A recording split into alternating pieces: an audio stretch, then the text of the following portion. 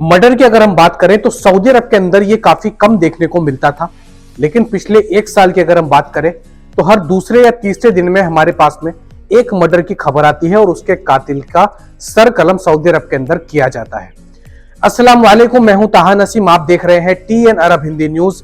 मैं आप लोगों के लिए लेके आया हूं सऊदी अरब से जुड़ी कुछ अहम खबरें जो सभी गैर मुल्कियों के लिए बेहद जरूरी है।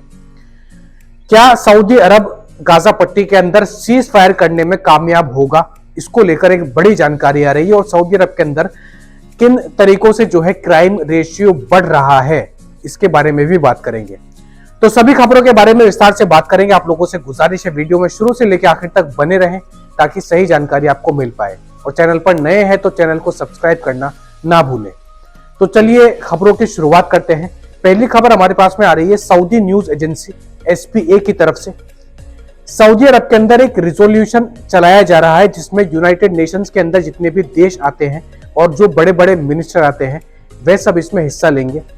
सऊदी अरब के अंदर इसको लेकर कल एक मीटिंग हुई जिसमें इन टॉपिक्स पर बात हुई कि किस तरीके से गाजा पट्टी के अंदर जो मिलिट्री ऑपरेशंस इसराइल चला रहा है उसको कैसे रोका जाए।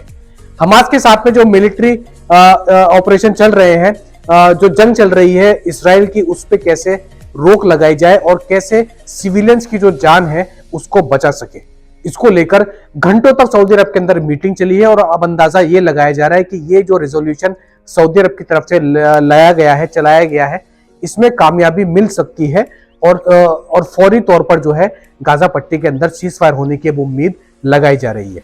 इस रेजोल्यूशन के तहत इस मीटिंग में मोहम्मद बिन सलमान और किंग सलमान दोनों ने शिरकत की। अब बढ़ते अगली खबर की तरफ।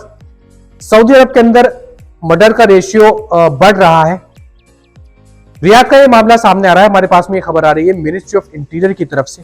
मिनिस्ट्री ऑफ इंटीरियर ने जानकारी देते हुए बताया कि एक सऊदी शहरी जिनका नाम सुल्तान बिन मुल्ही बताया जा रहा है, रियाद के अंदर अलग अलग इलाकों में इनके खिलाफ कई ज्यादा जो है चोरी के और रोबरी के मामले दर्ज थे। अटेम्प्टेड मर्डर के केस भी इनके ऊपर चल रहे थे और ऐसे कई सारे मामले सऊदी अरब के अलग अलग इलाकों से इनके ऊपर जो है केस दर्ज कराए गए थे और ऐसे कई सारे मामलों के केस इस शख्स के ऊपर चल रहे थे।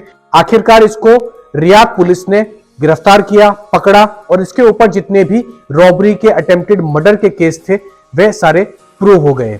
बताया जा रहा है कि इस शख्स को नशे की आदत थी, नशे का ये एडिक्ट था, जिसके चलते ये क्या करता था इसको भी खबर नहीं होती थी। बहरहाल कल सऊदी अरब के अंदर इस शख्स का सर कलम कर दिया गया है क्योंकि उसके ऊपर 20 से ज्यादा रॉबरी के और अटेम्प्टेड मर्डर के केस चल रहे थे। तो इससे बेशक लोगों को खतरा था और जहां भी ये जाता था वहां पर क्राइम ही करता था। इसके चलते सऊदी अरब के अंदर कल इस शख्स का सर कलम कर दिया गया है। एक और मर्डर की अगर हम बात करें तो दूसरा मामला भी रियाद से ही सामने आ रहा है, जहां पर एक सऊदी शहरी ने अपनी 2 बच्चियों को, 2 बेटियों को वॉशिंग मशीन का जो टब होता है उसके अंदर डुबाकर मार दिया। बहुत ही बुरे तरीके से ये कत्ल उसने अपनी ही बेटियों का किया है। दोनों बेटियों की जो उम्र है वह करीबन 8 से 10 साल की बताई जा रही है। क्या रीजन रहा होगा, क्या वजह रही होगी कि इस सऊदी शख्स ने यह कदम उठाया और इतना ब्रूटली मर्डर किया, अपनी ही बेटियों का कत्ल किया, वो भी इतने गंदे तरीके से। पुलिस ने इस शख्स को गिरफ्तार किया और सारे चार्जेस जब इस शख्स के खिलाफ प्रूव हो गए तो इसके भी सर कलम करने का आदेश सऊदी अरब के अंदर अब जारी हो गया है। क्रिमिनल कोर्ट ने यह भी कहा है कि इस तरीके का ब्रूटली मर्डर करना कतई जो है बर्दाश्त नहीं है और इन तरीके के लोगों की जो मानसिक हालत है वह किस तरफ देश को ले जा रही है, इसके ऊपर भी क्रिमिनल कोर्ट ने कुछ टिप्पणियां की है। बहरहाल इसकी भी सर कलम करने का आदेश अब जारी हो चुका है और आज सऊदी अरब के अंदर इसका सर कलम कर दिया जाएगा। अब बढ़ते अगली खबर की तरफ जो कि हमारे पास में आ रही है अखबार 24 की तरफ से। मक्का शहर के अंदर और जो एरिया आते हैं जहां पर हज करने के लिए लोग जाते हैं, जैसे कि मैदान अराफत है और भी बहुत सारी जगह है, तो वहां पर अब जो है सऊदी हुकूमत जो है ई स्कूटर्स को और जो इलेक्ट्रिक स्कूटर्स होते हैं, इलेक्ट्रिक बाइसाइकिल्स होती हैं, उनको बढ़ावा देने की पहल कर रही है। मक्का सिटी के अंदर जितनी भी यूनिवर्सिटी है वहां पर मुफ्त में 70 ई बाइसाइकिल्स बांटी गई और लोगों में अवेयरनेस फैलाने के लिए सभी यूनिवर्सिटी के स्टूडेंट्स को इसका इस्तेमाल करने की सलाह दी है, जिससे लोगों में जागरूकता आए और जो कंजेस्टेड एरिया होते हैं हज के दौरान या उम्रा के दौरान, वहां पर लोग इससे जा सके। पूरे मक्का शहर के अंदर इनको यूज करने का आदेश अब आ गया है।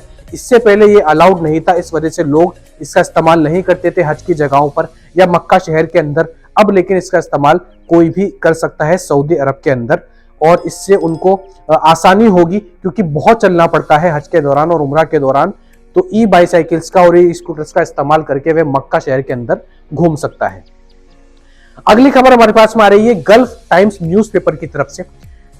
दुबई से यूनाइटेड अरब एमिरेट से जितनी भी फ्लाइट्स तेल अवीव यानी कि जो इसराइल का एयरपोर्ट है वहां पर जाती थी या वहां से आती थी दुबई, उन सभी फ्लाइट्स को पूरे तरीके से कैंसिल कर दिया है। यूएई ने यह अनाउंसमेंट किया है कि दुबई, अबू धाबी, शारजाह, जहां से भी जो फ्लाइट इसराइल जाने वाली है, इसराइल से इन इलाकों में आने वाली है, उनको पूरी तरीके से बंद रखा जाएगा जब तक गाजा पट्टी के अंदर सीज फायर नहीं होता। तो ये बहुत बड़ा डिसीजन जो है यूनाइटेड अरब एमिरेट्स ने लिया है और काफी अच्छा सपोर्टिव डिसीजन बताया जा रहा है गाजा के मुताबिक।